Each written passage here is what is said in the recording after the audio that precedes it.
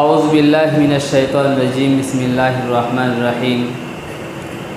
লা ইয়ানালাল্লাহু লুহুমুহা ওয়ালা দিমাউহা ওয়ালাকিন ইয়ানালুহুত তাকওয়া মিনকুম। সাদাকাল্লাহুল আযীম। ওয়া ক্বালা an-নাবী সাল্লাল্লাহু আলাইহি ওয়াসাল্লাম মান কানা লাহু সাআতুন ফালাম ইউযাহি ফালা ইয়াহজুর মুসাল্লানা আও কামা ক্বালা আলাইহিস সালাতু ওয়াত তাসলিম। মুআজ্জাজ মুহতারাম, সম্মানিত আমার মুসল্লি ভাই বাবাজিরা, সর্বপ্রথম প্রশংসা জানাই মহান আল্লাহ সুবহানাহু তাআলার দরবারে যে আল্লাহ সুবহানাহু তাআলা আজ আমাদেরকে অনেক বড় ভালোবেসে বিগত জুমার ন্যায় এই জুমাতেও আমাদেরকে মসজিদে আসার তৌফিক দান করেছেন। তার জন্য আমরা শুকরিয়া স্বরূপ বলি আলহামদুলিল্লাহ। সম্মানিত আমার দিনী ভাইরা, পবিত্র কুরআনুল কারীমের মধ্যে আশহুরুল হুরুম মর্যাদা সম্পন্ন মাসসমূহের মধ্য থেকে দুইটি মাস হচ্ছে জিলকাদা মাস এবং জিলহিজ্জা মাস। তো আজ সেই জিলকাদা মাসের 29 তারিখ, আগামীকাল থেকে জিলহিজ্জা মাস শুরু হয়ে যাচ্ছে। আর এই জিলহিজ্জা মাসে আল্লাহ রাব্বুল আলামিন উম্মতে মুহাম্মাদীদের উপরে দুইটি গুরুত্বপূর্ণ বিধান আরোপ করেছেন। একটি হচ্ছে ফরজ বিধান আর একটি হচ্ছে ওয়াজিব বিধান। ফরজ বিধানটির নাম হচ্ছে হজ আর ওয়াজিব বিধানটির নাম হচ্ছে কুরবানি। তো হজ সম্পর্কে আমরা গত জুমায় আলোচনা শুনেছি। তো আজ ইনশাআল্লাহ কুরবানি সম্পর্কে আলোচনা করব। মনোযোগ সহকারে শুনুন, ইনশাআল্লাহ উপকার হবে। কুরবানি মূলত আরবি শব্দ কুরবান শব্দ থেকে উৎপত্তি, যার শাব্দিক অর্থ হচ্ছে নিকটবর্তী হওয়া বা নৈকট্য লাভ করা। আর ইসলামিক পরিভাষায় কুরবানি বলতে ওই বস্তুকে বোঝায় যার মাধ্যমে আল্লাহর নৈকট্য লাভ করা যায়। আর ভারত, পাকিস্তান, বাংলাদেশ তথা উপমহাদেশে কুরবানি বলতে বোঝায় জিলহজ মাসের 10 তারিখের ঈদের নামাজের পর থেকে নিয়ে 11, 12, 13 তারিখের আসর পর্যন্ত উট, গরু, বকরি, ভেড়া, দুম্বা প্রভৃতি জানোয়ারের মধ্য থেকে কোনো একটি জানোয়ারকে আল্লাহর সন্তুষ্টির উদ্দেশ্যে জবাহ করাকেই কুরবানি বলে। আর গরুকে আরবিতে বাকারুন বলে। গরুকে আরবিতে কি বলে? বাকার। তো এই বাকার শব্দের দিকে লক্ষ্য করে অনেকেই বকরা ঈদও বলে থাকে, গরুর ঈদ। বেশির অংশ গরু জবাই হয় কুরবানি ঈদে, এই জন্যে এই বকরা ঈদ বলে অনেকে।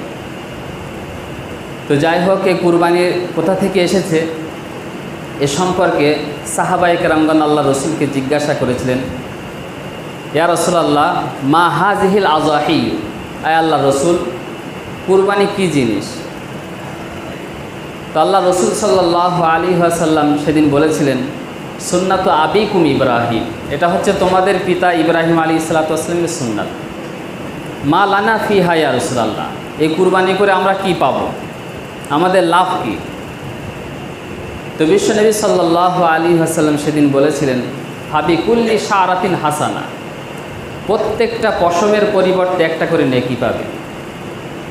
অর্থাৎ কুরবানি পশুর গায়ে যত পরিমাণ পশম আছে, লোম আছে, তত পরিমাণ সওয়াব কুরবানি দাতা পাবে। পড়েন সুবহানাল্লাহ।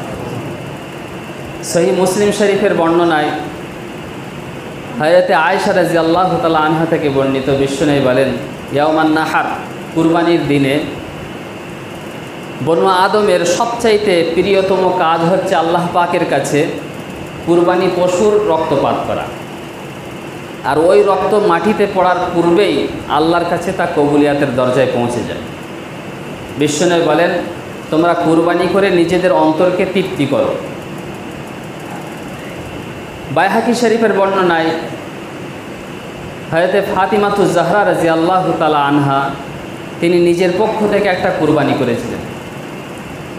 তো সেই কুরবানি পশুর দিকে লক্ষ্য করে আল্লাহ রসুল সাল্লাল্লাহু আলাইহি ওয়াসাল্লাম বলেছিলেন, ফাতিমা, এই পশুর প্রত্যেকটা রক্ত ফোটার পরিবর্তে তোমার একটি করে গুনাহ মাফ হয়ে যাবে এবং প্রত্যেকটা পশমের পরিবর্তে তোমার একটি করে নেকি লেখা হবে। আর এই জানোয়ারটি 70 গুণ বেশি ভারী করে তার রক্ত, মাংস, গোশত সহ তোমার আমলনামার পাল্লায় চাপিয়ে দেওয়া। সুবহানাল্লাহ। এই কথা শুনে হযরত আবু সাঈদ খুদরি রাদিয়াল্লাহু তাআলা আনহু তিনি বললেন, আয় আল্লাহ রাসূল, আল্লাহর হাবিব, এই ফজিলত কি শুধুমাত্র আপনার বংশধরদের জন্য নাকি সর্বসাধারণের জন্য? তো আল্লাহ রাসূল সাল্লাল্লাহু আলাইহি ওয়াসাল্লাম সেদিন বলেছিলেন যে এই ফজিলত শুধু মুহাম্মদ সাল্লাল্লাহু আলাইহি ওয়াসাল্লামের বংশধরদের জন্যই খাস নয়, বরং সর্বসাধারণ সকলের জন্য। বলেন সুবহানাল্লাহ। তো কুরবানি করলে কি ফজিলত, কি সওয়াব আমরা পরিষ্কারভাবে বুঝতে পারছি। এখন প্রশ্ন হলো যে কুরবানি করা কি ফরজ, ওয়াজিব, সুন্নাত না মুস্তাহাব?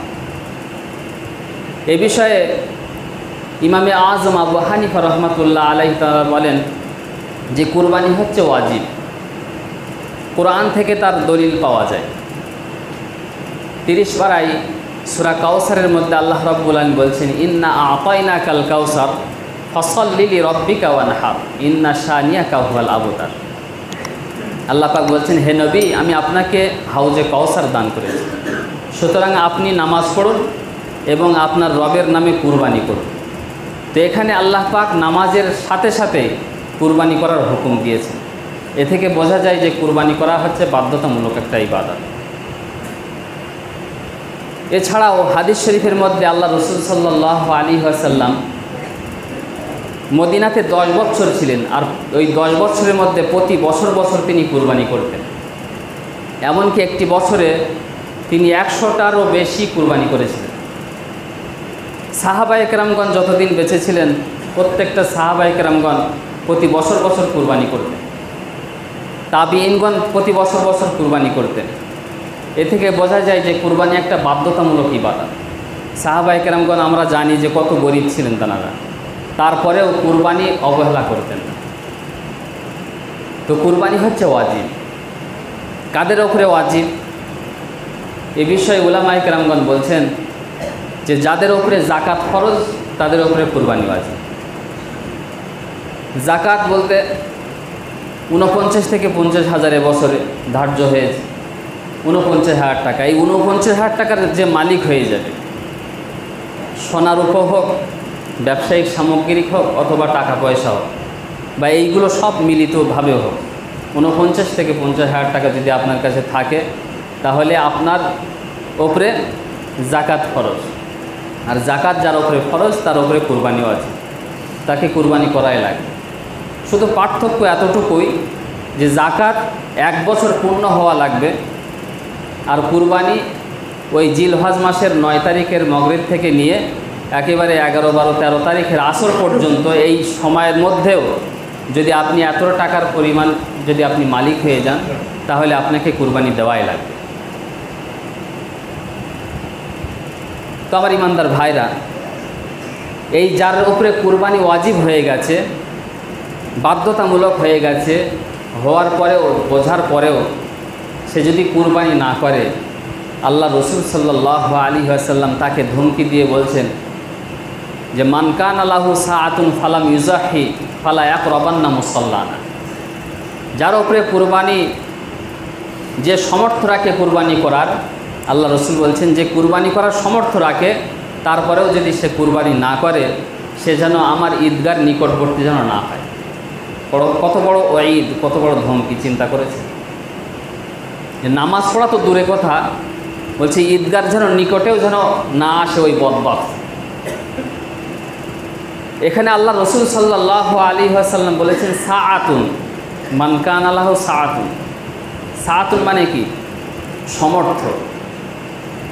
সমর্থ বলতে কি বোঝায়? সমর্থ বলতে বোঝায় যে কুরবানি করতে যত পরিমাণ টাকা খরচ হয়, এর নাম হচ্ছে সমর্থ। তো এখন বর্তমান যুগ হিসেবে আমাদের কুরবানি করতে কত টাকা খরচ হয়? একটা বকরি একজনের পক্ষ থেকে, আর একটা গরু 7 জনের পক্ষ থেকে, ঠিক কিনা বলেন? তো 7 জনের পক্ষ থেকে একটা গরু কুরবানি করা যায়। তো একটা মাঝামাঝি সাইজের গরু যদি 20 থেকে 21,000 টাকা হয়, তো 21,000 টাকা আপনি 7 ভাগে ভাগ করেন, কত করে পড়বে? 3,000 টাকা, ঠিক কিনা? তো এই 3,000 টাকা যদি আপনার কাছে থাকে, তাহলে আপনি সমর্থবান। তো আল্লাহ রাসূল বলছেন মান কানা লাহু সাআতুন, যার সমর্থ আছে কুরবানি করার, এর নাম হচ্ছে সমর্থ। তো আমাদের মধ্যে কার কাছে 3,000 টাকা নেই? 3,000 না, 10,000 টাকাও পর্যন্ত আছে, ঠিক কিনা? আমাদের কাছে না থাকলে আমাদের স্ত্রীদের কাছে, ঘরের মাসুরাতদের কাছে আছে কিন্তু। তো আমাদের দেখতে গেলে, এই সমর্থ দেখতে গেলে আমাদের প্রত্যেকের ওপরে কুরবানি বাধ্যতামূলক হয়ে যাচ্ছে। তো আমরা সকলেই চেষ্টা করব যে একা না পারি অন্তত 7টা মিলে হলেও কুরবানি করেন ইনশাআল্লাহ। তো এখানে উলামায়ে কেরামগণ শুধুমাত্র খাস করেছেন, বাধ্যতামূলক করেছেন ওদের ওপরে যাদের ওপরে যাকাত খরচ হয়ে গেছে। তো আমি আপনি যদি কুরবানি করি, এই কুরবানি করায় যে তৃপ্তি, যে আনন্দ, যে মনের ভেতরে একটা স্বাদ, এই স্বাদ আপনি কুরবানি করলে যে অনুভব করবেন অন্য কোনো কাজে পাবেন না। এই স্বাদ আপনি অন্য জায়গায় বহু টাকা খরচ করে দেবেন, ওই স্বাদ পাবেন না যে স্বাদ ওই কুরবানিতে আছে। আর এবছর আপনি কষ্ট করে কুরবানি করবেন, তো পরের বছরে আপনার আল্লাহ পাক আরও সচ্ছলতা দেবেন, যে আরও সহজভাবে আপনি যাতে কুরবানি করতে পারেন। এটা পরীক্ষিত, আপনি দেখবেন, এবং সমস্ত বিপদ আপদ থেকে আপনি বেঁচে যাবেন। তো এই জন্য নিয়ত করি ইনশাআল্লাহ। এখনও তো 9-10 দিন বাকি আছে, ঠিক কিনা? এখনও 10 দিন মনে করেন বাকি আছে। তো যাদের সমর্থ আছে ইনশাআল্লাহ আমরা প্রত্যেকেই কুরবানি করব পরে ইনশাআল্লাহ। কুরবানি জানোয়ারের ছাগল, বকরি, ভেড়া, এগুলো দুম্বা, এগুলো 1 বছর পূর্ণতা হতে হয়। 1 বছর পূর্ণ না হলে তাকে কুরবানি দেওয়া যাবে না। আর গরু, মহিষ, এগুলোর মধ্যে 2 বছর পূর্ণ হতে হবে। 2 বছরের আগে আপনি কুরবানি দিতে পারবেন না, কুরবানি দিলে আদায় হবে না। 2 বছর পূর্ণ হতে হবে। আপনি মনে করেন যে বয়স জানেন না, যে কবে জন্মগ্রহণ করেছে গরুটা, এটা জানেন না। ছাগলটা কবে জন্মগ্রহণ করলো এটা জানেন না, কিন্তু ওলামায়ে কেরামগণ বলছেন যে সামনের যদি 2টো দাঁত থাকে তাহলে ধরে নেবেন যে কুরবানির জন্য সে প্রস্তুত, সে রেডি হয়ে গেছে। এরপরে যে সমস্ত জানোয়ার কুরবানি দিলে কুরবানি আদায় হয় না তার তালিকা হচ্ছে, তার কিছু বর্ণনা। যে সমস্ত জানোয়ারের লেজ নেই, কান নেই, শিং ছিল গোড়া থেকে ভেঙে গেছে, দাঁতগুলো সব পড়ে গেছে, কানা, খড়া, তারপরে হাড়ের মধ্যে মগজ নেই, একেবারে দুবলা পাতলা, তারপরে কুরবানির জায়গা পর্যন্ত যাওয়ার ক্ষমতা নেই, এমন জানোয়ারগুলো, এমন গরু, ছাগল, এগুলো কুরবানি দেওয়া বৈধ নয়, কুরবানি দিলে আদায় হবে না। তবে হ্যাঁ, যে সমস্ত জানোয়ারের লেজ আছে কিন্তু 1/3 অংশের 1/3 অংশের সামান্যটুকু কেটে গেছে, মনে করেন 4 ভাগের 1 ভাগ কেটে গেছে, তো তার কুরবানি দেওয়া যাবে। কান ছিল 4 ভাগের 1 ভাগ কেটে গেছে, তার কুরবানি দেওয়া যাবে। তবে 3 ভাগের 1 ভাগ কেটে গেলে কিন্তু যাবে না, 4 ভাগের 1 ভাগ, তাহলে 1/3 অংশের সামান্যটুকু। অথবা শিং ছিল মাঝখান থেকে ভেঙে গেছে, গোড়া থেকে ভাঙেনি, তার কুরবানি দেওয়া যাবে। অথবা খোলসটা ছাড়িয়ে গেছে, মগজটা বাকি আছে, তারও কুরবানি দেওয়া যাবে। একেবারে গোড়া থেকে ভেঙে গেলে আর কুরবানি দেওয়া চলবে না। কিংবা যদি শিং যদি মোটেই না ওঠে, একজন প্রশ্ন করেছে, বলছে হুজুর এই গরুর শিং নেই, তা আমি বললাম শিং কি ভেঙে গেছে? তো বলছে যে না, আল্লাহ ওকে শিং দেয়নি, তো শিং ওঠেইনি মোটে, আল্লাহ দেয়নি শিং। তো এই জানোয়ারের কুরবানি দেওয়া চলবে, কোনো অসুবিধা নেই। তারপরে দাঁতগুলো সব না পড়ে অল্প কিছু পড়েছে আর বেশির অংশ দাঁত বাকি আছে, এই জানোয়ারটার কুরবানি দেওয়া যাবে। তারপরে যে সমস্ত জানোয়ারের পেটে বাচ্চা আছে, গাভীন, তাকেও কুরবানি দেওয়া যাবে। এমনকি ওই যে বাচ্চাটা বার হয়েছে, ওই বাচ্চাটা যদি জীবিত থাকে তাকেও জবাহ করে তাকে খাওয়া হালাল যদি রুচিবোধ হয়। আর যদি মৃত বার হয় তাহলে তাকে খাওয়া হারাম, পুঁতে দিতে হবে। আর যদি একেবারে বাচ্চা হওয়ার নিকটবর্তী হয়ে যায় তাহলে তাকে কুরবানি করা হচ্ছে মাকরুহ। এরপরে যে সমস্ত জানোয়ার হিজড়া, তার না পুরুষ না মহিলা, একেবারে মাঝখানে, তো এর কুরবানি দেওয়া চলবে না। যে সমস্ত জানোয়ারের খাসি করা হয়েছে অথবা বেজো, এদের কুরবানি দেওয়া চলবে, অসুবিধা নেই। হিজড়া জানোয়ার কুরবানি দেওয়া যাবে না। এরপরে জানোয়ার ঠিকঠাক কিনেছিল, একদম সব নিখুঁতভাবে দেখে শুনে কেনা হয়েছে, কেনার পরে দেখা গেল কুরবানি দিতে যাবে তার 2-4 দিন আগে কিংবা তার একদিন আগে বা সেই মুহূর্তে দেখছি যে এমন একটা খুঁত হয়ে গেছে যে কুরবানি দেওয়া চলবে না। একটা ঠ্যাং ভেঙে গেছে, খোঁড়া হয়ে গেছে, কানা হয়ে গেছে, অথবা দাঁতগুলো পড়ে গেছে, এমন কোনো ত্রুটি হয়ে গেছে যে কুরবানির জন্য আর কুরবানি দিলে আদায় হবে না। এখন প্রশ্ন কি, এর জবাব কী হবে?